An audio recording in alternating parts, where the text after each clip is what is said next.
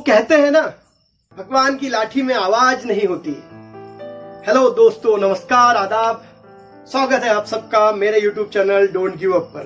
कैसे हैं आप लोग? आज मैं फिर से हाजिर हूं आपके सामने एक नया प्रसंग लेकर, एक नई कहानी लेकर, एक नया वाकया लेकर, एक संत की कहानी।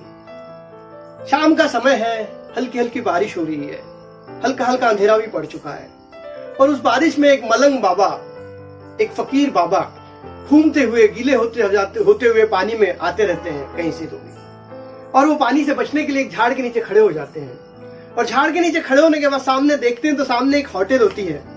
उस होटल में चूल्हे के ऊपर चाय तपते रहती है और बाजू में ही गरम गरम जलेबियां निकलती रहती है। बाबा भूखे रहते हैं सुबह से। बाबा की भी इच्छा होती है कि काश इस ठंड में मुझे चाय पीने मिल जाती, लेकिन बाबा तो फकीर हैं, उनके पास जेब भी नहीं है तो पैसे कहां से आएंगे। बाबा फिर भी उस होटल में जाते हैं, उस आग के पास जाते हैं और वहां आग ताप कर अपने ठंडे बदन को, अपनी ठंडी को खत्म करने के लिए उस आग के पास खड़े हो जाते हैं और सोचते रहते हैं काश मुझे चाय और जलेबी खाने मिल जाती। 15-20 मिनट बाबा वहां खड़े रहते हैं। उसके बाद बाबा वहां से निकलने लगते हैं। तभी उस होटल का मालक जो वहां पर चाय बनाते रहता है उस बाबा को रोकता है, बाबा ये चाय ले लो, साथ में जलेबी भी ले लो। वो होटल वाला बाबा को थोड़ी जलेबी और एक कप चाय दे देता है। बाबा भगवान का शुक्रिया अदा करते हैं कि भगवान तूने मेरी सुन ली और मुझे चाय और साथ में गरम गरम जलेबियां भी मिल गई। बाबा जलेबी का आनंद लेते हैं, चाय पीते हैं और संतुष्टि महसूस करते हैं और निकल जाते हैं वहां से अपने मंजिल की ओर। बाबा खुश रहते हैं, रास्ते पे चलते रहते हैं, पानी के साथ खेलते रहते हैं, पानी को उछालते रहते हैं इधर उधर, और ऊपर से बारिश भी होती रहती है। बाबा मस्त आनंद लेते हुए जाते रहते हैं प्रकृति का, निसर्ग का, और चलते रहते हैं अपने ही मौज में, अपने ही मलंग में।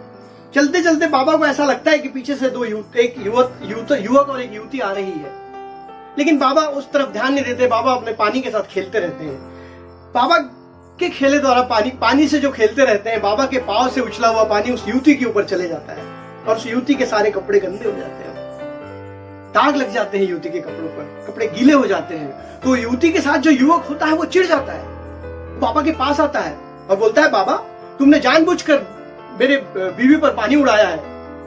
बाबा शांत रहते हैं तो युवक और क्रोधित हो जाता है और बाबा के कॉलर पकड़कर बोलने लगता है कि बाबा तुमने ही मेरी युवती पर पानी डाला है।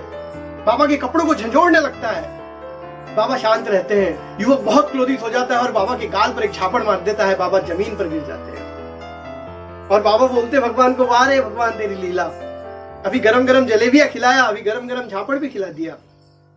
और वो युवक का क्रोध शांत हो जाता है। युवक अपना बदला ले लेता है।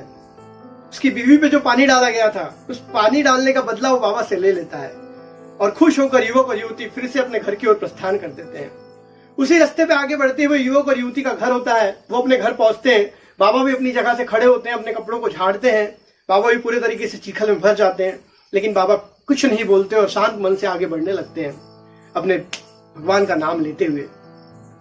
वो युवक और युवती घर पहुंचते हैं। घर पहुंचने के बाद बारिश होते रहती है, ऊपर से पानी गिरने की आवाज आती है। तो युवक अपनी बीवी को बोलता है कि मैं देख कर आता हूं कि क्या हुआ है। और युवक जल्दी जल्दी सीढ़ियों से चढ़ने लगता है। तभी उसका सीढ़ियों से पैर फिसलता है और गडलते हुए नीचे गिरने लगता है। युवती चिल्लाने लगती, बचाओ मेरे पति को। लोग जमा होते हैं, उसके पति को उठाते हैं और उठाने के बाद जब देखते हैं तो उसका पति मर चुका होता है। लोग जमा हुए लोग कुछ करने लगते हैं कि थोड़ी देर पहले ये युवक ने उस बाबा को एक झापड़ मारा था, शायद वो बाबा ने श्राप दे दिया इसलिए मर गया। इस प्रकार की बातें आजू बाजू होने लगती है और वो बाबा भी अपने ही मलंग में उधर से आते रहते हैं। तो उस मोहल्ले के युवक जमा होते हैं और बाबा को रोकते हैं और बोलते हैं, कैसा बाबा है तू, तूने एक झापड़ के लिए उस युवक की जान ले ली। बाबा शांत रहते हैं, बाबा कुछ नहीं बोलते। तूने एक झापड़ के लिए क्रोध में बदले की भावना से उस युवक को श्राप दे दिया मरने का। बाबा फिर भी शांत रहते हैं। वो युवक और क्रोधित हो जाते हैं और बाबा को मारने के लिए उतावले होने लगते हैं। तब बाबा बोलते हैं कि यहाँ पर जो लोग हैं, कोई ऐसा व्यक्ति है जिसने उस वाकये को पूरा देखा था जिस समय युवक ने मुझे मारा? हाँ, एक व्यक्ति आता है सामने और बोलता है, हाँ आपने पैर से उसकी बीवी के ऊपर पानी डाला तो इसलिए उसने आपको मारा। ठीक है, बोले मैंने पानी उसकी बीवी के ऊपर डाला, उसके ऊपर तो नहीं डाला ना, फिर उसने मुझे क्यों मारा? तो लोग कहते हैं वो उसकी बीवी है, वो उसका प्रेमी है। युवक उसकी बीवी का, अपने बीवी से प्यार करता है, उसका साथी है, इसलिए उसने आपको मारा। तो बाबा सोचने लगते हैं और कहते हैं कि जिस प्रकार उस युवक उस युवती का प्रेमी था, वैसे मेरा भी तो कोई चाहने वाला होगा, मेरा भी तो कोई प्रेमी होगा जिसे मेरे दुख से दुख होता होगा, मेरे दर्द से दर्द होता होगा। शायद उसने मेरी पुकार सुन ली, मेरे दर्द को महसूस कर लिया और मेरे मन मेरी लाचारी को समझ लिया, और शायद उसने भी मेरा बदला उस युवक से ले लिया। मुझे श्राप देने की क्या जरूरत है जब मेरा प्रेमी ही वो है।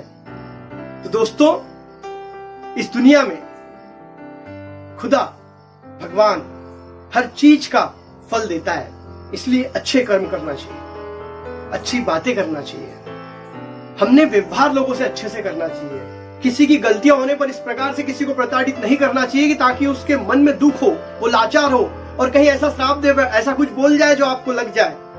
हमेशा इस बात का ध्यान रखना चाहिए और हमेशा अपने भगवान पे विश्वास रखना चाहिए, क्योंकि हम अगर उससे प्रेम करते हैं तो वो भी हमसे प्रेम करता है और अटूट प्रेम करता है और हमेशा हमेशा हमारा ख्याल रखता है। दोस्तों, अगर मेरी कहानी आपको अच्छी लग रही है तो प्लीज लाइक कीजिए और कमेंट कीजिए कमेंट बॉक्स में जाकर। साथ ही मेरे चैनल को सब्सक्राइब कीजिए और शेयर करना ना भूलिए, ताकि ज्यादा से ज्यादा लोगों तक मेरी कहानियां पहुंचते रहे और मैं और मोटिवेट होते रहूं और अच्छी अच्छी कहानियां बनाने के लिए। जय हिंद।